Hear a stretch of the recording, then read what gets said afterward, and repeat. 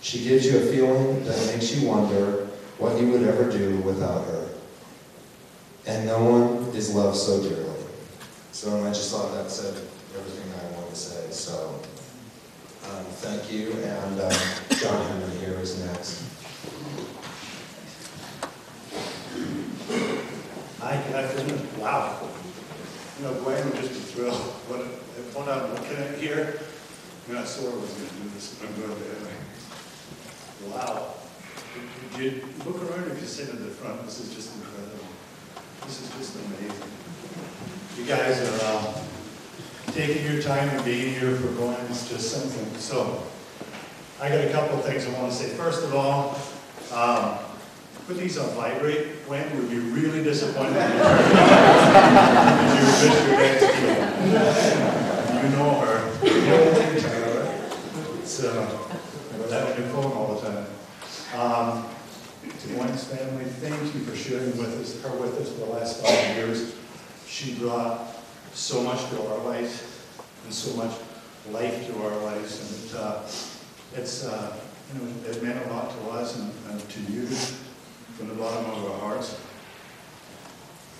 To our film family, and everyone is here. Let me just say something.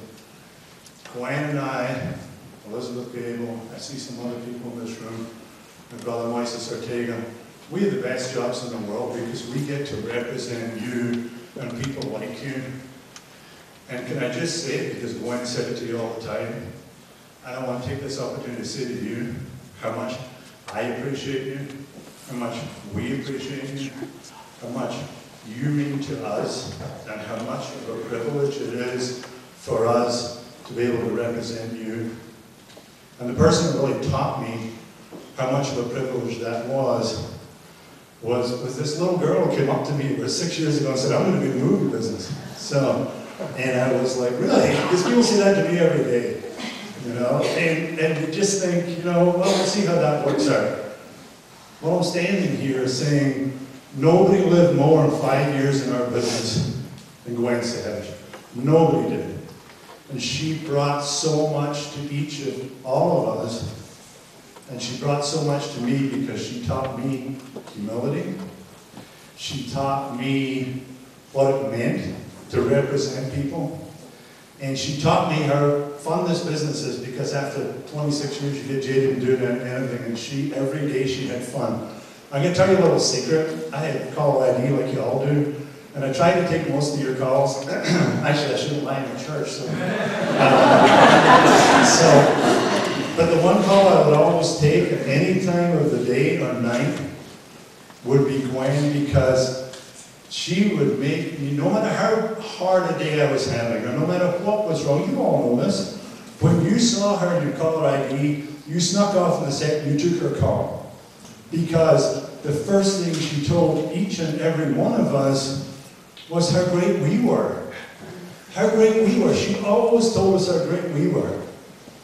And that was just, it was a blessing and a gift and something that we're all going to have to, and it's going to take this room of this church to make up for that one little girl. Because we're all going to have to tell each other how great we all are, because Gwyn won't be there to do it for us. That's always what she did for us, was remind us how great we were. And Gwyn used to call me all the time. Sometimes she would call me 3 or 4 times, and I always think she was pocket calling, but no, she had a reason to call me. And she used to call me all the time, and she would ask me for stuff, and people ask me for stuff a lot, and that's okay, that's what I do. I want to try to do what I can. Gwyn never, in all the years that I knew her, asked for something for herself. Never. Never once did she even come close to asking for something for herself. She wanted to help out somebody who wanted to be in the movie. She wanted me to bail one of you out of jail. I see one of you standing here, so I'm not going to point that out again. She wanted me to help give advice. She wanted me to help her students and the people who wanted me. She wanted something for somebody else, and never, ever did she ask for something for herself. She was that special a person. So, and now, and how do we do this? How do we get past this. And I don't want to make this about me or you, but we're the ones that have to stay, and we're the ones that have to get by every day, and we're the ones that's got to figure out who's special, and we're the ones that are going to have to step in for Gwyn. You know, big shoes to fill in a little girl. But I'm going to start by saying how much I love all of you. Excuse me. As I was coming, we were just talking in the back there. None of us are going to do this, so we're all going to do this. So, how much I love all of you, how much I appreciate you. Okay? And that foundation that Gwyn was talking about, let's carry that on in her name.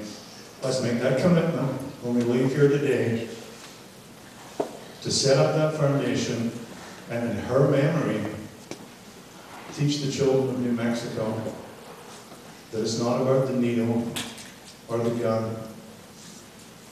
It's not about a Mick job. It's about dignity. It's about possibilities, endless possibilities in our business. It's about the 1,000 points of light. It's about Gwyn. Let's move forward. Let's take that with us today. And thank you all on a beautiful Saturday afternoon for remembering our friends.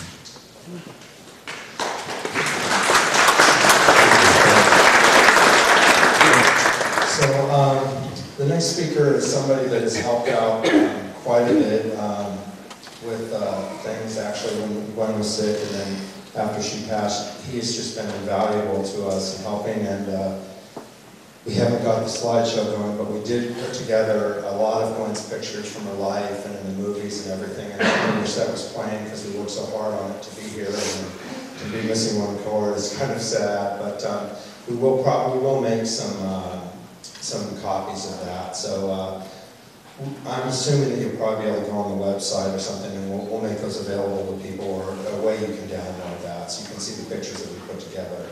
But Gabriel has been like a brother to my sister, and he's worked with her, and he just really has, just been there for even the family and for the business. So I want to thank him personally, and Gabriel. Thank you everyone for coming. And hopefully we'll have the slide up here. We have it en route, and hopefully this time will work. So I apologize for making jokes back there that we're all very organized when we have people telling us what to do. And we don't have anyone telling us anything to do today, so hence why we're not as organized. Usually I kind of just wing things, and I decided to write this time, trying to gather my thoughts. Here goes.